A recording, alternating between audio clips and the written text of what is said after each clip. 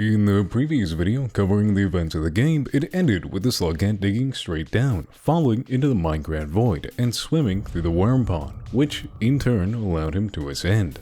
But this might have left some thinking the following. What the actual fuck did any of that mean?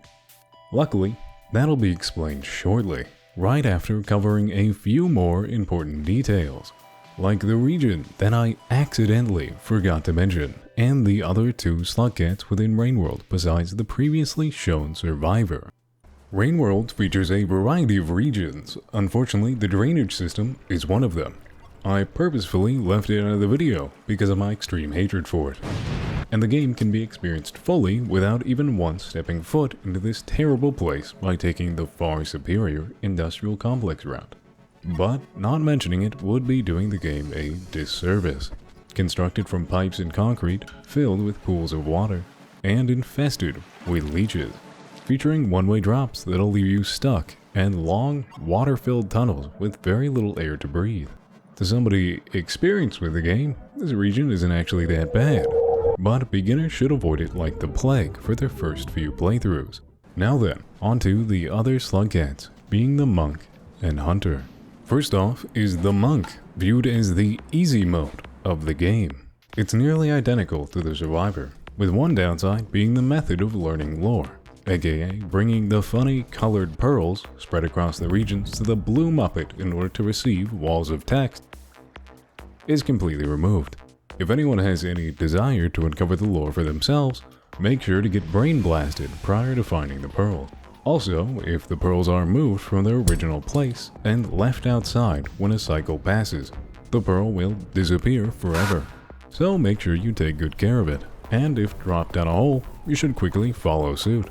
Hunter, on the other hand, is unique in the fact that it's not just the hard difficulty, unlocked only after ascending once. Deal more damage against the creatures who are now extra angry, and encounter completely unique ones, such as Big Bird making a surprise reappearance, returning from his harpoon fishing trip, or face off against the usual 9-volt battery with legs and exoskeleton, but it's broken into the local nuclear power plant and has enough energy to kill God, your will to live, and anything in between. All this and more while also suffering from straight up supreme cancer, meaning this angry little Slugcat has mere days to live, or in this case, perish properly. With that out of the way, it's time to explain the exciting inner workings and complex narrative of Rain World. It's time for the lore.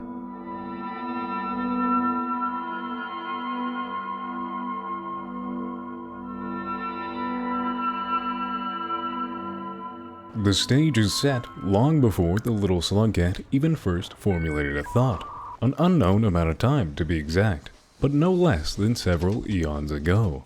Beginning with a civilization known only as the Ancients, intelligent, competent, and most of all, downright suicidal. For you see, despite their glowing success as a race, they, much like all creatures within this known universe, suffered under the Great Cycle. Birth led to death, which in turn leads to rebirth. Rinse and repeat. It only makes sense that anyone would be driven to madness and despair when faced with this pseudo-immortality, trapped in a deathless loop alongside an entire world of equally pseudo-immortal pompous morons, all of whom really don't want to be here.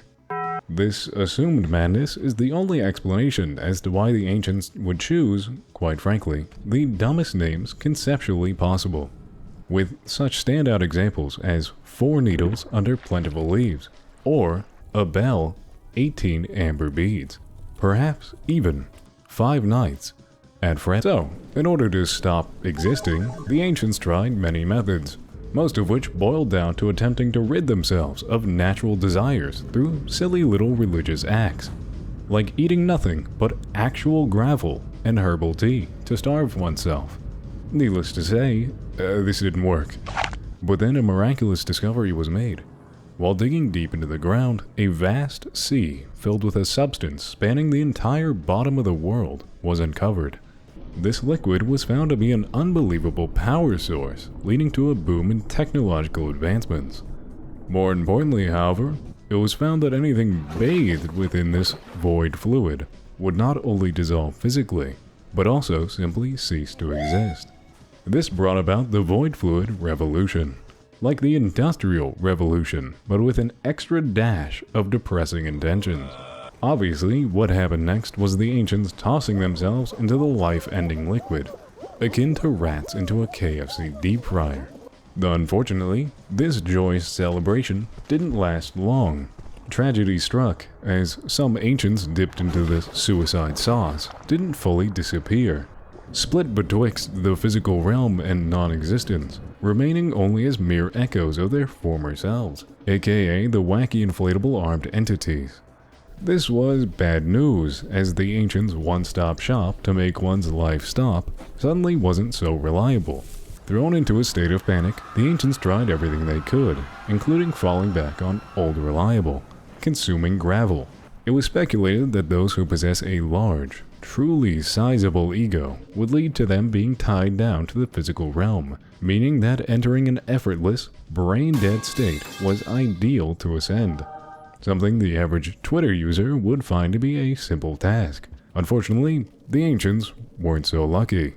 This was a rather large issue, a great problem, if you will, and not something that the civilization could solve with their minds alone. Thus, they turned to the machines, constructing the iterators, massive, highly intelligent toasters, each fitted with a single puppet as the main point of communication.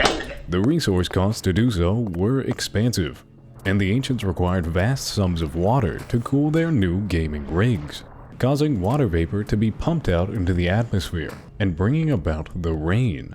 The ancients, not wanting to take part in their newly invented Noah's Ark roleplay, moved their cities to the top of the PC towers. This then went on for a ridiculously long time. Luckily, during this time, all the ancients simply despawned, perhaps through the void, or maybe that gravel diet finally worked out. Whatever the cause, the very reason for solving the big task had ceased to exist. Despite this, the iterators remained. After all, their creators, not wanting them to off themselves before they could solve their assigned objective, engraved taboos into their very system and genetics, preventing the AI from self-destructing. This eternity spent attempting to solve a meaningless problem led to such destructive thoughts. That's right. The robots built by the suicidal Buddhists had in turn become suicidal, with their only company being their fellow machines, whom they conversed with through an online group chat. One such message within the chat came from Sliver of Straw, proclaiming that she had solved the great problem. She then refused to elaborate, and fucking died. This pushed the remaining iterators into a frenzy, all desperately trying to figure out exactly what Sliver of Straw had found. This included 5 pebbles, one of 2 AI that can be encountered in-game. He grew convinced that there was no solution, and that death was the only way out.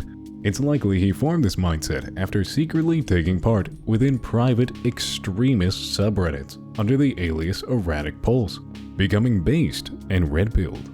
This led to the genius idea of rewriting his entire genetic makeup and genome via a single organism that could duplicate itself through mitosis to remove the taboo.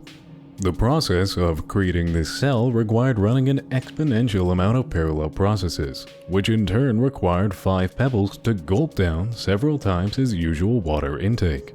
That was a problem, since being one of the last few iterators constructed, the OSHA regulations had become less strict, leading to 5 pebbles sharing a water source with a fellow iterator, dubbed Looks to the Moon or Big Sis Moon, if that's your kink.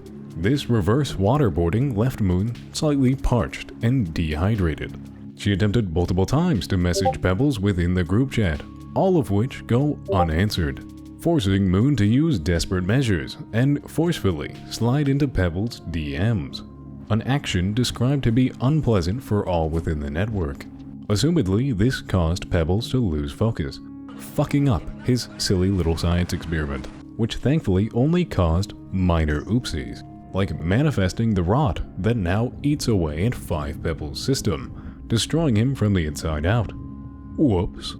He made attempts to force it into the waste with little success. This also led to Moon straight up dying, or becoming exhaustively incapacitated as her surrounding systems shut down and failed. And just like that, an unknown amount of time passes, until the moment finally arrives for the fan favorite slippery critters to make an entrance. Starting with the Hunter, who is tasked by another iterator, no significant harassment, to travel across the many regions to reach Looks to the Moon in order to deliver a message pearl and a slag reset neuron in order to jumpstart the deceased AI. Like a very inefficient and angry messenger pigeon with a Windows activation key. Afterwards, the little red delivery boy is free to seek out 5 pebbles and the pretentious void spirits in order to receive enough social credit to properly off himself, all while suffering from some unknown illness that'll incapacitate the Slugcat in 20 cycles or less, guaranteed.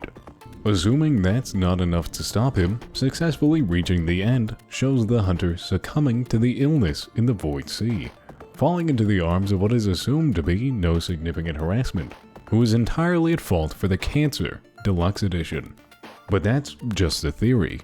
Again, sometime after these events, our main protagonist is gifted the trait of being an orphan by the environment, getting separated from his family and going through the gauntlet shown in the previous video, meeting Moon after she's been revived by the Hunter's neuron, conversing with Pebbles, and finally diving into the depths, where he ascends and is greeted with the Slugcat spirit tree. Lastly is the Monk, who is the youngest brother of the survivor, chasing after him when he's swept away by the rain. The Monk goes through a near-identical experience to the survivor, following in his footsteps, even occasionally seeing his brother's spirit in shelters that he previously rested in. What a schizo! Eventually he reaches the depths. Taking a dip, he ascends and encounters what is presumably his older brother in the afterlife. And with that, it's a happy ending. And the end of this video.